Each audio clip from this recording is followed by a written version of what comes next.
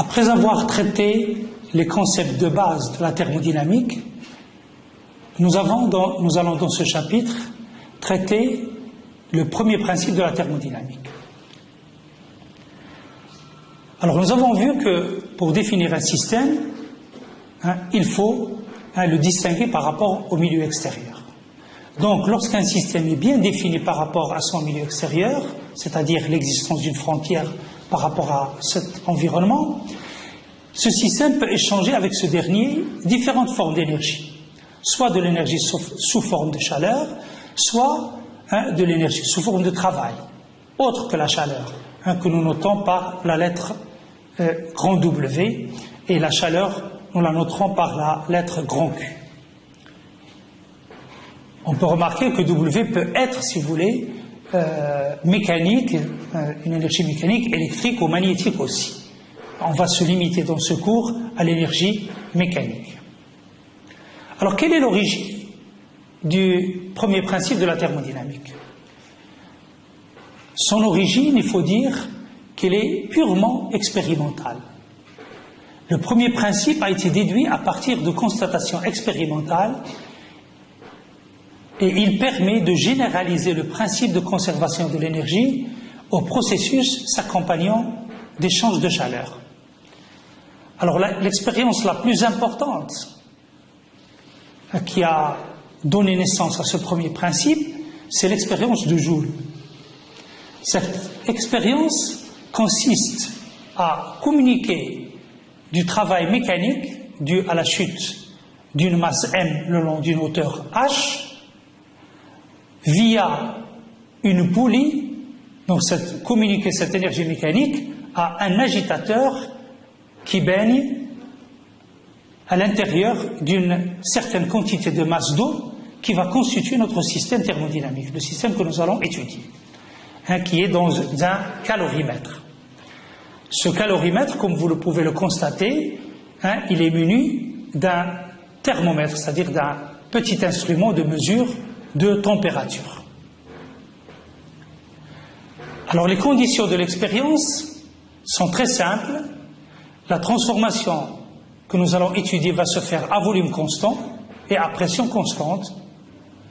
Et la température du milieu extérieur est également constante et elle est égale à la température T1. On va la noter par la lettre grand T1. Alors, première étape de l'expérience. À l'état initial, le système qui est l'eau, il est en équilibre thermique avec l'extérieur. Donc sa température est égale à celle du milieu extérieur qui est T1. On va isoler ce système thermodynamique thermiquement. Donc les parois du calorimètre seront des parois isolantes. Ils empêchent tout échange de chaleur pendant cette première étape. Et l'expérience va consister à chauffer l'eau au moyen de l'agitateur qui est à l'intérieur. Alors, lorsqu'on va lâcher la masse, si vous voulez, qui va parcourir la hauteur h, donc elle va travailler pendant cette hauteur h. Le travail, c'est un travail d'énergie potentielle est égal à mgh. Ce système, l'agitateur va tourner grâce à ce travail, et donc le système qui est haut va recevoir du travail mécanique. Comme il reçoit du travail mécanique, alors le W, il est positif, d'après la convention de signe que nous avons développée dans le chapitre précédent. Naturellement, la température du système va passer de T1 à une température T2 supérieure à T1.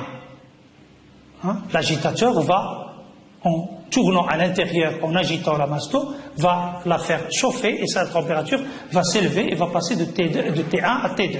T2 supérieur à T1. Deuxième temps de l'expérience.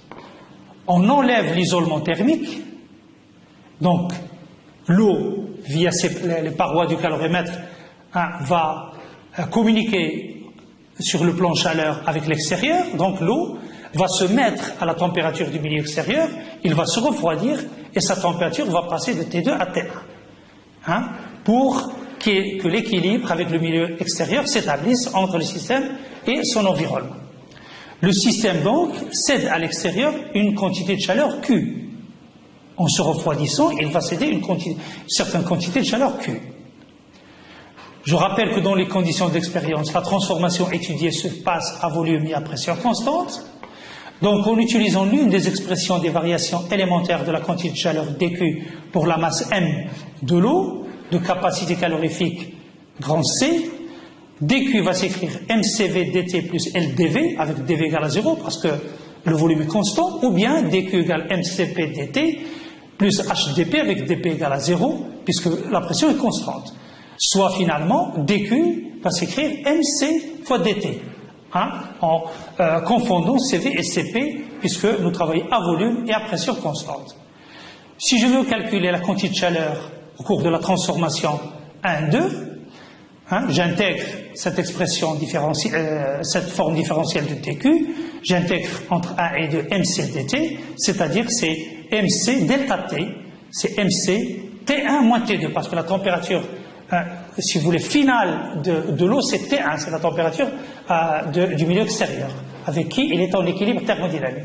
Donc c'est mc T1 moins T2 que je peux écrire moins mc T2 moins T1, et sachant que T2 moins T2 est supérieur à T1, donc cette quantité est positive, C est positif, M est positif, donc le signe de la quantité de chaleur est bien négatif.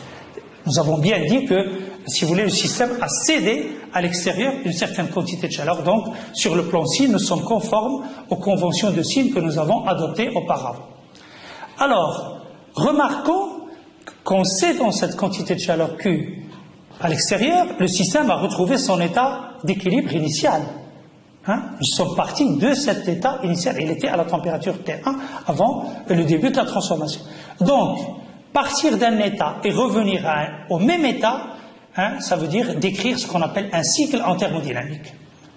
Donc, ce cycle, je peux le représenter schématiquement par le schéma qui est devant vous. Je suis à l'état 1, je donne du travail, pas de chaleur, en l'absence de tout échange de chaleur, le système reçoit du travail et passe de l'état 1 à l'état d'équilibre 2. Alors, la deuxième étape consiste à enlever donc l'isolement, donc le système va céder, va échanger de la chaleur avec l'extérieur en l'absence de tout travail, W égale à 0, et donc je reviens à l'état initial. Donc j'ai décrit un cycle thermodynamique. Le constat, le système, en retournant à l'état initial, il ne peut céder que ce qu'il a reçu. Donc, algébriquement, W est égal à moins Q. Rappelons que Q est négatif et W est positif. Donc le signe moins s'impose ici. W égale à moins Q, ou bien, au cours de ce cycle, le travail W plus la quantité de chaleur Q, c'est égal à 0. Alors ce premier résultat montre d'abord qu'il y a équivalence entre le travail W et la chaleur Q. Nous concluons que la chaleur Q est une forme particulière de l'énergie. À ce niveau, je vais bien vous rappeler ce que c'est le principe d'équivalence en thermodynamique. Alors, lorsqu'un système subit un cycle fermé de transformation, en échangeant du travail W et de la chaleur Q avec l'extérieur, nous avons W égale à moins Q. Donc le résultat que nous avons vu auparavant, si vous voulez, il est décliné ici sous forme de principe. Lorsqu'un système subit un cycle fermé de transformation en échangeant du travail W et de la chaleur Q avec l'extérieur, uniquement ça, donc nous avons W égale à moins Q. Une petite remarque sur les unités, si W est exprimé en joules, comme c'est le cas dans le système international, si Q est exprimé en calories, qui est l'unité usuelle, alors nous avons l'équivalence suivante, W égale à moins GQ, avec J égale 4,18. Ça veut dire tout simplement qu'une calorie vaut 4,18 joules. Résultat à retenir pour les exercices et les calculs pratiques. Alors le premier principe est également basé sur une fonction thermodynamique très importante, c'est ce qu'on appelle la fonction énergie interne U. Alors, définition de l'énergie interne U.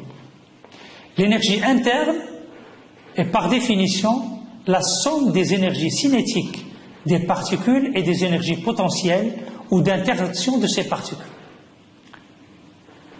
Vous avez vu dans l'exemple qui illustre le modèle du gaz parfait que les particules sont agitées, sont en mouvement. Donc ils ont une énergie cinétique en plus de leur énergie potentielle, l'énergie d'interaction, dans le cas bien sûr d'un gaz réel. Dans le cas d'un gaz parfait, nous négligeons cette énergie d'interaction. L'énergie interne U n'est définie qu'à une constante additive près.